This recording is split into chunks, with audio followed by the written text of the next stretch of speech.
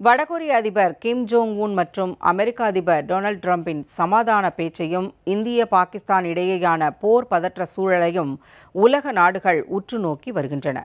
இந்த இரு நிகழ்வுகளும் எந்த மாதிரியான தாக்கத்தை ஏற்படுத்தலாம் என்பது குறித்த ஒரு பார்வை.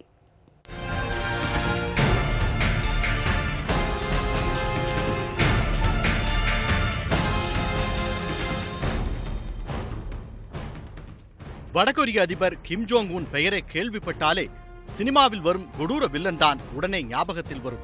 அந்த அளவிற்கு தனது சொந்த நாட்டு மக்களையே ஆட்டி வைப்பவர். சிறிய தவறுக்கு கூட மரண தண்டனைதான். அவருக்கு மிகவும் பிடித்த பொழுதுபோக்கு ஏவுகணை சோதனைதான். அதுவும் அணுகுண்டுகளை தாங்கிச் செல்லவல்ல ஏவுகணைகளை சோதித்து தனது அண்டை நாடான தென்கொரியாவை அதிர வைப்பார்.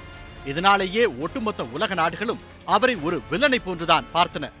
ஏறக்குறைய கிம் ஜோங் உன்னின் குணாதிசயங்களில் பாதியை கொண்டவர் அமெரிக்க அதிபர் ட்ரம்ப். பதவிக்கு வரும் முன்பே 10 பெண்கள் அவர் மீது பாலியல் புகார் அளித்தனர். தேர்தலின் போது ரஷ்யாவுடன் கூட்டு சேர்ந்து வெற்றி பெற்றதாக புகார்.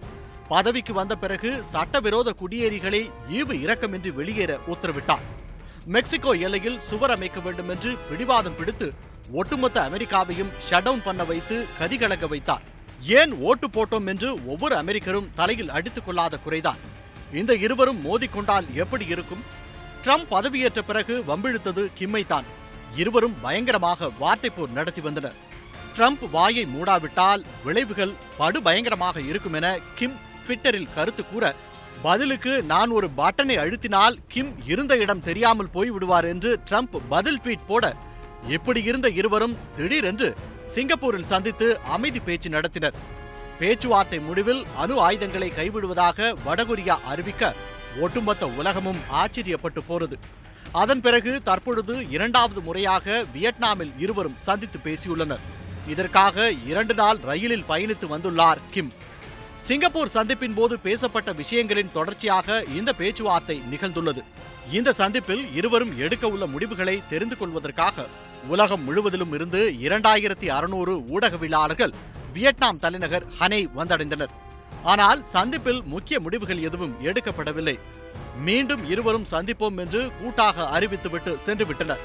ஆனால் நிச்சயம் இருவரும் எடுக்கும் முடிவு உலக அமைதிக்கான ஒரு முக்கிய மைல்கல்லாக அமையும் என்று உலக தலைவர்கள் காத்திருக்கின்றனர்.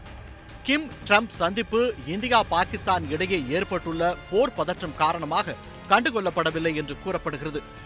எலியும் பூனையுமாக இருந்த இந்த இரு தலைவர்களும் 2வது முறையாக அமைதி பேச்சுவார்த்தைக்கு முயற்சி எடுத்துள்ளார்கள் என்றால், இந்தியா பாகிஸ்தான் தலைவர்கள் இதுபோன்ற ஒரு நடவடிக்கையை ஏன் எடுக்கக்கூடாது என்று உலக நாடுகளிடையே ஒரு எதிர்பார்ப்பு எழுந்துள்ளது. போர் தீவிரவாதத்தை ஒழிக்க நிச்சயம் ஒரு தீர்வாக அமையாது.